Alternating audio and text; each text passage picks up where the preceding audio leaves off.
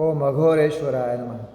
ಇವಾಗಿನ ವಿಚಾರ, ದೇವರು ಕಲಿಸುವ ವಿದ್ಯೆಯನ್ನು ನಾವು ಕಲಿಬೇಕು ಅಂದರೆ ಏನು ಮಾಡಬೇಕು, ಅದ್ರ ಬಗ್ಗೆ ನಾನು ನಿಮಗೆ ತಿಳಿಸ್ಕೊಡ್ತೇನೆ ಈ ವಿಡಿಯೋದಲ್ಲಿ. ಹೌದು, ದೇವರು ಕಲಿಸುವ ವಿದ್ಯೆಯನ್ನು ನಾವು ಕಲಿಬೇಕು ಅಂದರೆ ವೀಕ್ಷಕರೇ, ನಾವು ಮೌನವಾಗಿ ತಪಸ್ಸಾಚರಣೆ ಮಾಡಬೇಕು.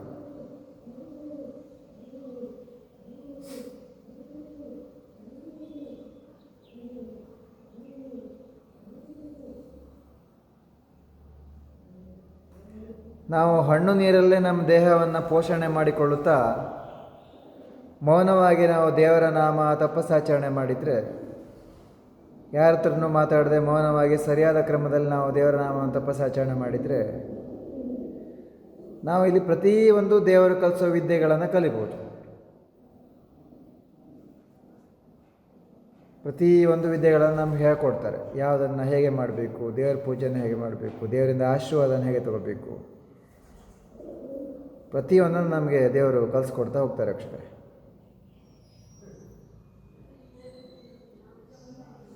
ಇದೇ ಒಂದು ಸಿಂಪಲ್ ಆದ ಸೀಕ್ರೆಟ್,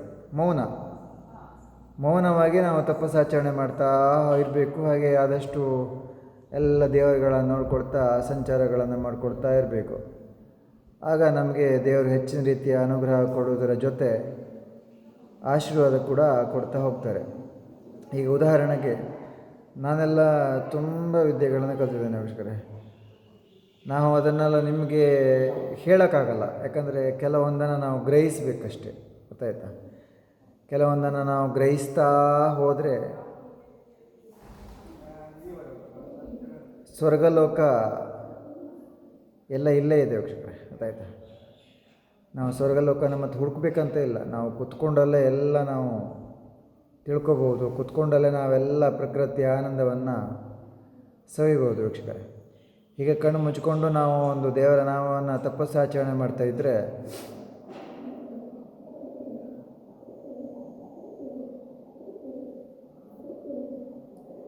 ಈ ಜಗತ್ತಿನಲ್ಲಿ ಏನೇನಿದೆ ಪ್ರತಿಯೊಂದನ್ನು ನಾವು ತಿಳ್ಕೊಳ್ತಾ ಹೋಗ್ಬೋದು ವೀಕ್ಷಕರೇ.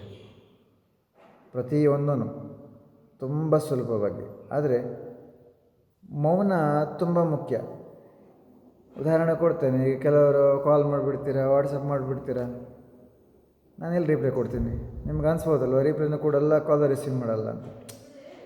ವೀಕ್ಷಕರೇ, ಒಂದು ಸಿದ್ಧಿ ಸಾಧನೆ ಅಂದರೆ ನಾವು ಅಲ್ಲೇ ರಿಪ್ಲೈ ಕೊಡ್ಕೊತಾ ಇದ್ದರೆ ನಾವು ತಪಸ್ಸು ಮಾಡೋದಿಲ್ಲಿ. ಒಂದು ಹೇಳ,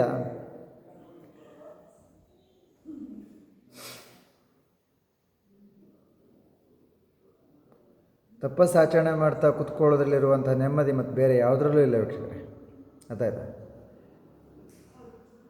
ತಪಸ್ಸಾಚರಣೆ ಮಾಡ್ತಾ ಕೂತ್ಕೊಳ್ಳೋದ್ರಲ್ಲಿರುವಂತಹ ನೆಮ್ಮದಿ ಬೇರೆ ಯಾವುದರಲ್ಲೂ ಇಲ್ಲ. ಮತ್ತು ಆಹಾರನೂ ಹಾಗೆ ಜಾಸ್ತಿ ಬೇಕಂತ ಇಲ್ಲ, ಒಂದು ಸ್ವಲ್ಪ ಬೇಕು ಬೇಡ. ಸ್ವಲ್ಪ ಆಹಾರಕ್ಕಾಗಿ ನಾವು ದುಡಿಬೇಕಂತ ಇಲ್ಲ. ಮತ್ತು ಯಾಕೆ ಗೊತ್ತಾ? ಸ್ವಲ್ಪ ಆಹಾರಕ್ಕಾಗಿ ಯಾಕೆ ದುಡಿಬೇಕಂತ ಇಲ್ಲ ಅಂದರೆ, ಹಲಸಿನ ಹಣ್ಣಿನ ಸೀಸನಲ್ಲಿ ಹಲಸಿನ ಮಾವಿನ ಹಣ್ಣಿನ ಸೀಸನಲ್ಲಿ ಮಾವಿನ ಹಣ್ಣು, ಬಾಳೆಹಣ್ಣಿನ ಸೀಸನಲ್ಲಿ ಬಾಳೆಹಣ್ಣು, ಇನ್ನು ಚಿಕ್ಕು ಹಣ್ಣಿನ ಸೀಸನಲ್ಲಿ ಚಿಕ್ಕು ಹಣ್ಣು, ಬೇಕಾದಷ್ಟು ಹಣ್ಣುಗಳು ಮರ ಗಿಡಗಳು ಕೊಡ್ತವೆ ನಮಗೆ. ಅರ್ಥ ಆಯ್ತಾ? ಅದನ್ನು ನಾವು ಆಯ್ದುಕೊಂಡ್ರೆ ಆಯಿತು, ತಪಸ್ಸಾಚರಣೆ ಮಾಡಿದರೆ ಆಯಿತು.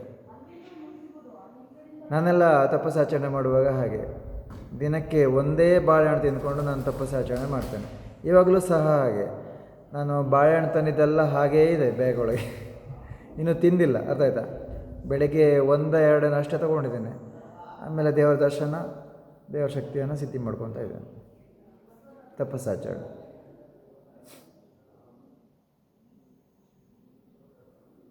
ಇದೇ ಸಿಂಪಲ್ ಆದ ವಿಧಾನ ವೀಕ್ಷಕರೇ. ನಾವು ಮೌನವಾಗಿ ಹಣ್ಣು ನೀರಲ್ಲೇ ಇದ್ದು ಸರಿಯಾದ ನಿಯಮದಲ್ಲಿ ತಪಸ್ಸಾಚರಣೆ ಮಾಡಿದರೆ ನಾವಿಲ್ಲಿ ಏನು ಬೇಕಾದ್ರೂ ಪಡ್ಕೋಬೋದು. ಏನು ಹೇಳಿ? ಈ ಜಗತ್ತಿನಲ್ಲಿ ನಾವು ಏನು ಬೇಕಾದರೂ ಪಡ್ಕೊಳ್ಬೋದು. ಉದಾಹರಣೆಗೆ, ನೀವು ಹಲವಾರು ಋಷಿಗಳನ್ನೆಲ್ಲ ನೋಡಿದ್ದೀರಲ್ಲ, ಅವ್ರು ಏನು ಬೇಕು ಅದನ್ನು ಪಡ್ಕೊಂಡಿದ್ದಾರೆ, ಏನು ಬೇಕು ಅದನ್ನು ಸಿದ್ಧಿ ಮಾಡ್ಕೊಂಡಿದ್ದಾರೆ, ಏನು ಬೇಕು ಅದನ್ನು ಸಾಧಿಸೇ ಇಲ್ಲಿಂದ ಎಲ್ಲೂ ಹೋಗಿಲ್ಲ, ಇಲ್ಲೇ ಇದ್ದಾರೆ. ಸರಿನಾ? ಅವರೆಲ್ಲ ಎಲ್ಲೇ ಇದ್ದಿದ್ದಕ್ಕೇ ಅಲ್ವಾ ಈಗ ನಾನು ಒಂದು ಇಷ್ಟರ ಮಟ್ಟಿಗಾದರೂ ಒಂದು ಸಿದ್ಧಿ ವಿದ್ಯೆಗಳನ್ನು ಕಲ್ತ್ಕೊಂಡು ಕೈಲಾಗಿದ್ದೇನೋ ನಾನು ಕೈಲಾದಷ್ಟು ಮಾಡ್ಕೊತಾ ಇದ್ದೀನಿ. ಏನಂತ ರಕ್ಷಕರೇ? ಹಾಗೆಯೇ ನೀವು ಒಂದು ದೇವರು ಕಲಿಸುವಂಥ ವಿದ್ಯೆಗಳನ್ನು ಕಲಿಬೇಕು ಅಂದರೆ, ನೀವು ಕೂಡ ಮೌನವಾಗಿ ಹಣ್ಣು ನೀರೆಲ್ಲ ಇದ್ದು ಹಣ್ಣು ನೀರನ್ನು ದೇಹಕ್ಕೆ ಅಳವಡಿಕೆ ಮಾಡಿಕೊಂಡು ಮೌನವಾಗಿ ಸರಿಯಾದ ನಿಯಮದಲ್ಲಿ ತಪಸ್ಸಾಚರಣೆಯನ್ನು ಮಾಡಿ. ನಿಮಗೆ ಹೆಚ್ಚಿನ ರೀತಿಯಲ್ಲಿ ಏನಾದರೂ ನಮ್ಮ ಒಂದು ಮಾರ್ಗದರ್ಶನ ಒಂದು ವಿಡಿಯೋ ಮಾಡಿ ಹಾಕಬೇಕು ಅಂದರೆ ನೀವು ನಮಗೆ ಕಮೆಂಟಲ್ಲಿ ಬರೆದು ಹಾಕಿ ಇದ್ರ ಬಗ್ಗೆ ವಿಡಿಯೋ ಮಾಡಿ ಅಂತ. ವೀಕ್ಷಕರು, ನಾನು ಸತ್ಯ ವಿಚಾರಗಳನ್ನು ನಿಮಗೆ ಹೇಳ್ತಾ ಹೋಗ್ತೇನೆ. ನೀವು ಅದನ್ನು ಕರೆಕ್ಟಾಗಿ ತಿಳ್ಕೊಂಡು ವಿದ್ಯೆಗಳನ್ನು ಕಲ್ತ್ಕೊಂಡು, ದೇವರು ಕಲಿಸುವಂಥ ವಿದ್ಯೆಗಳನ್ನು ಕಲ್ತ್ಕೊಂಡು ನಿಮ್ಮ ಸಾಂಸಾರಿಕ ಜೀವನವನ್ನು ಒಳ್ಳೆಯದಾಗಿ ಇಟ್ಕೊಳ್ಬೋದು. ಹಾಗೆ ನಿಮ್ಮ ಜ್ಯೋತಿಷ್ಯ ಇನ್ನಿತರ ಹಲವಾರು ದೇವರ ಕೆಲಸಗಳನ್ನು ನೀವು ಮಾಡ್ಕೊಳ್ಳೋದ್ರ ಜೊತೆ ನಿಮ್ಮ ಜೀವನವನ್ನು ಉದ್ಧಾರ ಮಾಡ್ಕೊಳ್ಬೋದು ಅಂತ ಹೇಳ್ತಾ ನಾನು ವಿಡಿಯೋನ ಮುಗಿಸ್ತೇನೆ. ಓಂ ಅಘೋರೇಶ್ವರಾಯ ನಮಃ.